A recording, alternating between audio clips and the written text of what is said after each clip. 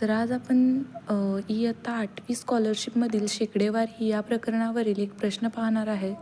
तो आहे, एका परीक्षेत 25% विद्यार्थी इंग्रजीत अनुत्तीर्ण झाले, 20% विद्यार्थी गणितात अनुत्तीर्ण झाले व दोन्ही विषयात 15% विद्यार्थी अनुत्तीर्ण झाले, तर त्या परीक्षेत उत्तीर्ण विद्यार्थी किती झाले असे विचारले.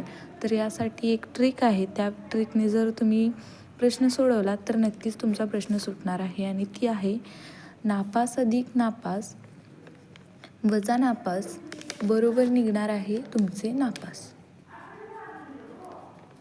ही ट्रिक तुम्ही नक्की वापरा आणि पहा निघते का उत्तर. तर इथे नापास.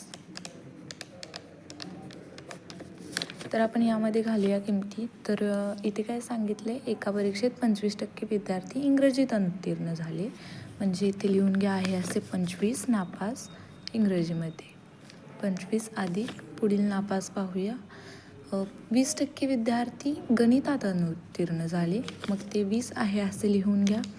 त्यानंतर वजा चिन्हाशी वजा चिन्ह. त्यानंतर दोन्ही विषयांमध्ये 15% विद्यार्थी अनुत्तीर्ण झाले, मग दोन्ही मिळून ते 15 लिहा. बरोबर आपले निघणार आहे नापास.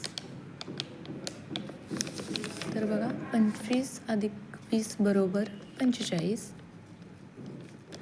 वजा 15 बरोबर निघतील आपली नापास.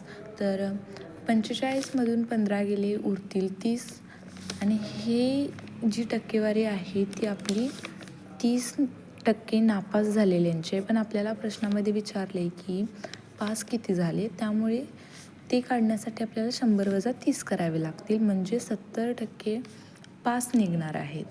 तर इथे प्रश्नामध्येही विचारलेलं आहे पहा. त्यामुळे बघा, त्या परीक्षेत किती टक्के विद्यार्थी उत्तीर्ण झाले, तर ते येतील 70%.